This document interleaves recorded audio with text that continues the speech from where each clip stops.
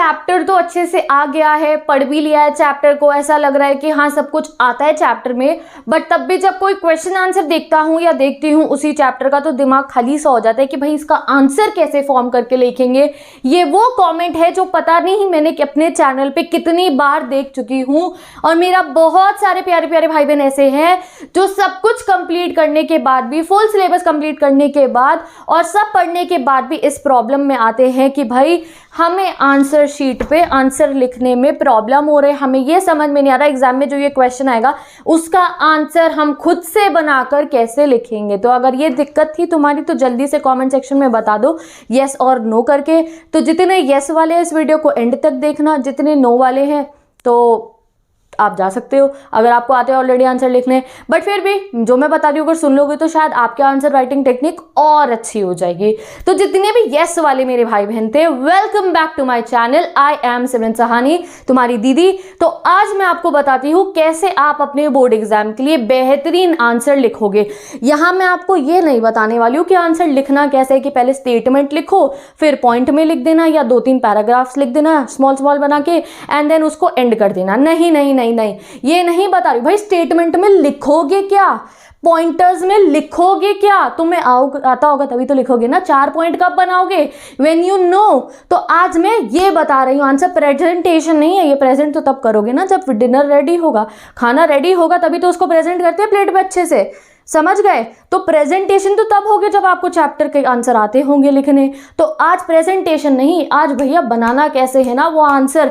ये बात आपकी इस वीडियो के एंड होते होते हर बच्चा आंसर बना के लिख पाएगा नेक्स्ट टाइम जब आप कोई क्वेश्चन देखोगे। तो मैं आपको एक चीज बताना चाहती हूँ दैट मेरे पास क्लास 12 में ज्यादातर थ्योरेटिकल सब्जेक्ट्स थे। साइकोलॉजी था, उसमें 100 आउट ऑफ 100 आए थे। वो प्योर मतलब थ्योरेटिकल सब्जेक्ट होते हैं, उसमें बहुत सारे हमारे को जो है ना क्वेश्चन आंसर्स लिखने होते हैं, बहुत सारे जो है वो लिमिट होती है, वर्ड लिमिट के आंसर लिखने होते हैं। English I got 96 guys, political में मेरा 95 आते हैं। मेरा पूरा एक मैप क्वेश्चन गलत हो गया था, वो मैं आपको बाद में बताऊंगी। एग्जाम टाइम में ध्यान रखना है इन चीज़ों का, पता चले आप कोई गलती से क्वेश्चन लीव कर दो तो वो तो बोर्ड एग्जाम के एंड में बात करेंगे हम। तो मैं क्या कह रही थी, हाँ आई हैड थ्योरेटिकल सब्जेक्ट्स। तो मेरे को आंसर फॉर्मेशन करना बहुत अच्छे से आता है। फॉर्मेशन मतलब कि कैसे आप पर्टिकुलर चैप्टर आपने पूरा पढ़ लिया, आपके दिमाग में बसा हुआ है, तो उस बसे हुए चैप्टर के आंसर आप कैसे लिखोगे ये मैं आपको बताने की पूरी कोशिश कर सकती हूँ। और जब मैं आपको बता रही हूँ तो आपकी प्रॉब्लम भी सॉल्व होगी, ये भी मैं आपको बता रही हूँ। देखो होता क्या है कि हम आंसर लिख क्यों नहीं पाते। सबसे पहला रीज़न कि आपको लग रहा है कि आपने चैप्टर समझ रखा है बट आपको वो समझ नहीं आया है। अगर आप एसएसटी का कोई क्वेश्चन देखते हो और आपको लगता है आप उसका आंसर नहीं लिख पाओगे तो डेट मीन्स आपको वो चैप्टर समझ में नहीं आया, आपने सिर्फ रट्टा मारने की कोशिश की थी। जब आपने पहली बार चैप्टर पढ़ा है, चाहे बुक से पढ़ा हो या कहीं से भी पढ़ा हो, आपको वो समझ नहीं आया था, तभी आप उसका आंसर नहीं लिख पा रहे हो। अगर मैं आपको सिंपल बात बोलूं कि लेंचो ने भगवान जी से कितने पैसे मांगे थे और लेंचो को रिटर्न में कितने पैसे मिले एंड बाद में उसने क्या करा, तो आप हर बच्चा मुझे जवाब दे देगा दैट दीदी Lencho asked for 100 pesos but postmaster was able to arrange only 70 pesos। इस तरीके से आप आंसर बहुत आराम से बता सकते हो। दैट मीन्स वो लेंचो वाला चैप्टर आपको समझ में आ गया था। ऐसा जो है अगर मैं किसी और चैप्टर का इंग्लिश का ही अगर पूछ लूँ और आप आंसर नहीं बता पा रहे हो तो मतलब वो चैप्टर समझ नहीं आया। तो सबसे पहले ये आपको जो है इंश्योर करना है कि ऐसा तो नहीं तुम्हें ही लग रहा है तुम्हें चैप्टर आते, हो सकता है तुम्हें वो कॉन्सेप्ट क्लियर ही ना हो। तो फर्स्ट स्टेप क्या है कि अगर आपको अच्छे से आंसर लिखने हैं एग्जाम में तो कॉन्सेप्ट क्लियर होना चाहिए। ऐसा ना हो कि तुम्हें लग रहा है तुम्हें वो चैप्टर आता है और तुम्हें ऑलरेडी नहीं आता हो। तो दोबारा ये चीज चेक कर लो।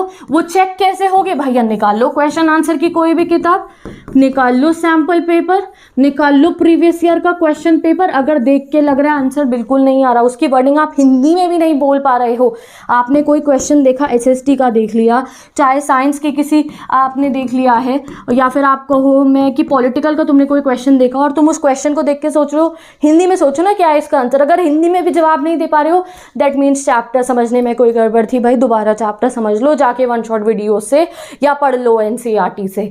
अब अगर आप हिंदी में आंसर खुद से बोल पा रहे हो कि अच्छा ठीक है ऐसे हुआ था ऐसे हुआ ऐसे हुआ था, तो फिर आती है बात कि भाई अब उसकी इंग्लिश में लिखना एग्जाम में, तो वो मैं बताती हूँ कैसे आप लिखने वाले हो।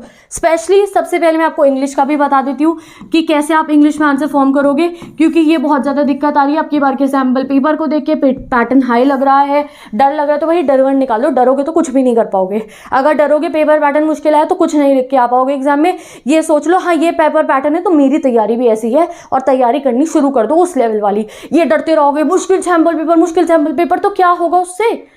इससे अच्छा ये उस मुश्किल सैंपल पेपर की तैयारी करनी है जो मैं आपको करवाने वाली हूँ। समझ गए? सैंपल पेपर मुश्किल आया तो अपनी तैयारी उस लेवल की करो। टेंशन लेके थोड़ी कुछ हो जाएगा कि सैंपल पेपर मुश्किल आया है। नहीं नहीं, हम टेंशन देते नहीं हैं, हम टेंशन को रिलीज करते हैं। तो भाई मैं बताती हूँ आपको सबसे पहले इंग्लिश का, या अगर आप SST में भी इस चीज़ को कर सकते हो, पॉलिटिकल में, हिस्ट्री में, ज्योग्राफी में भी, ह्यूमैनिटीज फैमिली, तो आप इस चीज़ को कर सकते हो हर एक चैप्टर के साथ। सपोज करो आप, मैं कह रही हूँ आपने इंग्लिश का चैप्टर पढ़ा है और आपको बनाने इसके क्वेश्चन आंसर अच्छे से, तो first thing that you have to do, आपने जब चैप्टर पढ़ लिया है तो आप उस चैप्टर की जो है समरी टाइप अपने वर्ड्स में एक पेपर पे लिख दीजिए। अगर आपने पढ़ा chapter a Triumph of surgery, वो ट्रिकी वाला याद है क्लास से, हर बार लेटर टू गॉड से एग्जाम्पल क्यों दे, वो तो तुम्हें टिप्स पर है। कितनी बार मैं उसकी वीडियो आपकी बार मैंने अपने चैनल पे 6 टाइम बनाई होगी, तो भाई उसका एग्जाम्पल नहीं लेते। चलो ट्रायम्फ ऑफ सर्जरी का लेते हैं। क्लास 12 स्टूडेंट्स आप लास्ट लेसन का ले लीजिए, और आप मेमोरीज ऑफ चाइल्डहुड का ले लीजिए, किसी भी चैप्टर का एग्जाम्पल ले लो, 3rd लेवल का ले लो। जो भी आपने चैप्टर पढ़ा है उसके बाद आप वो बुक बंद कर देना। मेरी वीडियो से देखा तो वीडियो को बंद कर देना, मोबाइल को साइड में रखना, और आप एक पेपर लेकर आना। ठीक है, एक पेपर आपको लेकर आना है। चलो यही पेपर यूज़ कर लेते हैं। सपोज करो चैप्टर पढ़ा, कोई भी कागज़ उठा लेना, ज़रूरी नहीं कि इंग्लिश की कॉपी करनी है, कोई भी कागज़ लेकर आना, रखना उसे, और जो आपने उस चैप्टर में पढ़ा उसे अपनी भाषाओं में लिखो। इंग्लिश में लिखो, हिंदी में नहीं लिखना है। लिखना जैसे अगर ट्रिकी वाली बात है या लेंचो वाला, लेटर टू गॉड ही कर रहे हो तो कैसे लिखोगे? Once upon a time there was a farmer, he was named Lencho, he had a cornfield etcetera. जो मन में आ रहा हो, ये मत सोचना मैं क्या, अरे बहुत बेकार लैंग्वेज लिख रहा हूँ इंग्लिश वाली। बेकार ही लिखने की कोशिश करना, लिखना तो सही। आप एक चैप्टर की समरी खुद के हाथ से बना के देखना, पूरी समरी लिख दो अपनी, जो मन में आ रहा है। उसके बाद क्या हुआ था, जैसे ट्रिकी वाले का एग्जाम्पल दूँ, मैडम कौन थी वो, Pumphrey used to feed Tricki a lot. मैं बहुत सिंपल लैंग्वेज बोल रही हूँ जैसे हम एकदम से सोचते हैं। He use to eat cream, chocolates, cakes, he use to eat Horlicks, etcetera etcetera. Mr Herriot, doctor Herriot took him to his clinic for 15 days. जो मन में आ रहा हुआ ऐसे टूटी फूटी इंग्लिश में ही लिखना बनाकर। ये डर निकालोगे तुम कि तुम्हें लिखना नहीं आता है, तुम्हें टूटी फूटी नहीं अच्छी में भी लिखोगे। तो मैं बिल्कुल सिंपल लेवल पे भी बता रही हूँ, जिसको ऐसा लगता है मेरे को तो कुछ लिखना नहीं आता, वो भी लिखना इस लैंग्वेज में। कुछ ऐसे मत सोचना मेरे टेंस गलत लग रहा है, ग्रामर, अरे टेंस ग्रामर भी सही हो जाएगी, पहले डर तो निकालो मन से, तुम्हें लिखने नहीं आता। आपको समरी टाइप लिख देनी है, इंग्लिश में तो हर चैप्टर की लिखनी है। ठीक है, तो आपने समरी देख ली, और जब मैं चैप्टर पढ़ा रही होती हूँ बोर्ड पे, स्पेशली अगर मैं इंग्लिश की बोलूँ, क्लास 10-12 स्टूडेंट, तो वो जो नोट्स चल रहे होते हैं, मेरी बात सुन रहे हो तो पीछे पीछे नोट्स भी आप देख लेते हो, तो वो वर्ड्स भी कहीं ना कहीं हमारे दिमाग में बैठे होते हैं। तो चैप्टर के एग्जैक्ट पढ़ने के बाद अगर आप पेपर पे लिखोगे तो वो वर्ड्स भी यहीं निकल रहे होंगे, आप देख लोगे। तो आपको हर चैप्टर की समरी टाइप बना के खुद से अपने हाथ से लिखनी है।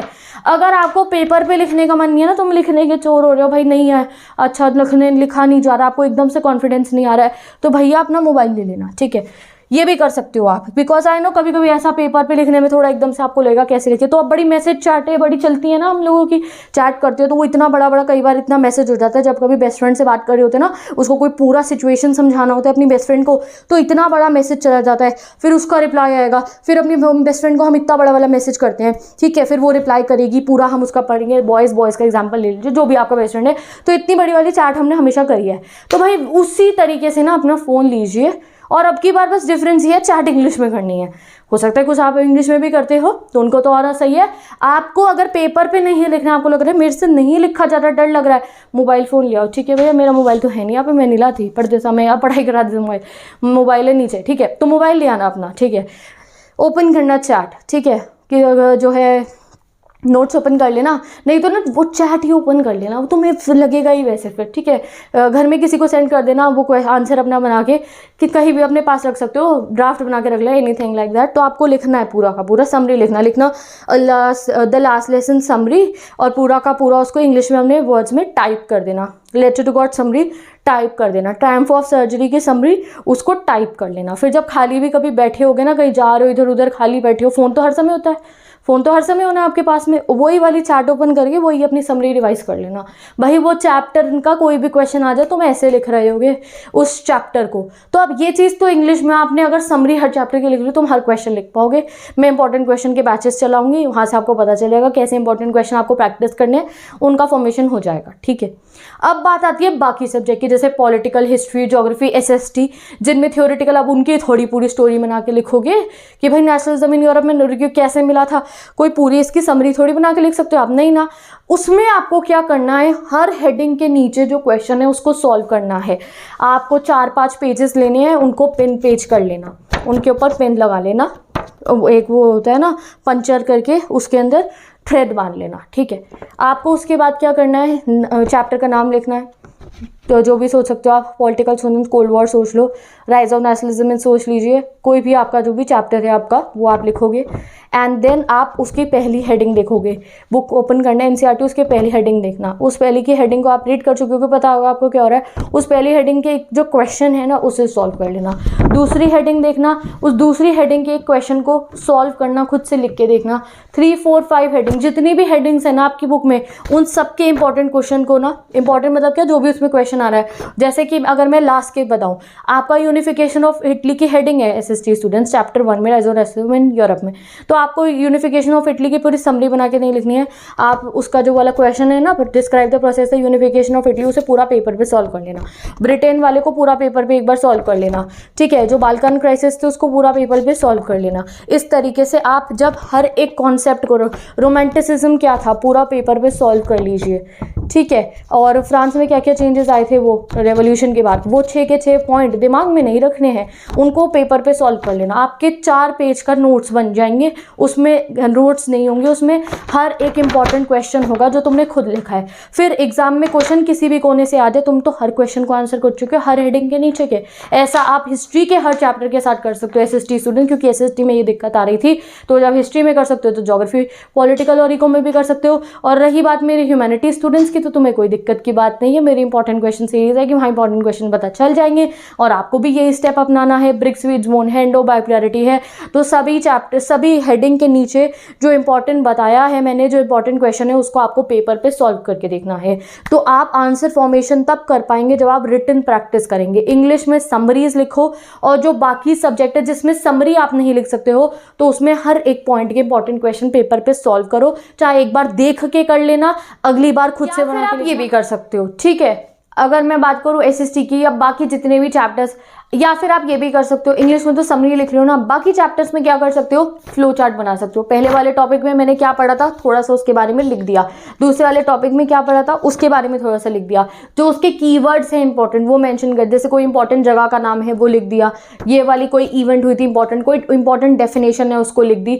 तो इंपॉर्टेंट चीज़ों को लिख देना। तुम्हें अपने दिमाग में पूरा चैप्टर, जब तुमने वीडियो से सुन लिया, जैसे टीचर ने आपको लाइन बाय लाइन पूरा चैप्टर समझाया है, वैसे आपके दिमाग में आपको पूरा वो चैप्टर रिकॉल करना है। उसमें से कुछ चीज़ें फ्लो चार्ट्स देखे हैं आपने चैप्टर के, आपने बहुत सारे पॉलिटिकल, हिस्ट्री, ज्योग्राफी के चैप्टर्स के फ्लो चार्ट देखे होंगे, तो आप खुद से वो फ्लो चार्ट बनाने की कोशिश करना, कैसे भी लैंग्वेज में। देखना मत, अपने आप से सोचना पहले वाले टॉपिक में नहीं पढ़ा तो दूसरे वाले टॉपिक में ही, और थोड़ी सी रिटन प्रैक्टिस करना। अगर आपने थोड़ी सी भी रिटन प्रैक्टिस करी और आपके मन का ये डर निकल गया ना कि आपको लिखना नहीं आता है, आप हर आंसर बना पाओगे। और सबसे पहले वही बात थी कि आप अपना जो है कॉन्सेप्ट क्लियर करोगे। अब लास्ट चीज़ जो आपको करनी है वो ये है, जब आपको बहुत दिक्कत होती थी, आप कोई भी क्वेश्चन का आंसर नहीं बना पाते, आप तो देखना कि आप वो क्वेश्चन कौन से टॉपिक में से आ रहा है, जाना आप उस टॉपिक में और उसे लाइन बाय लाइन रीड करना।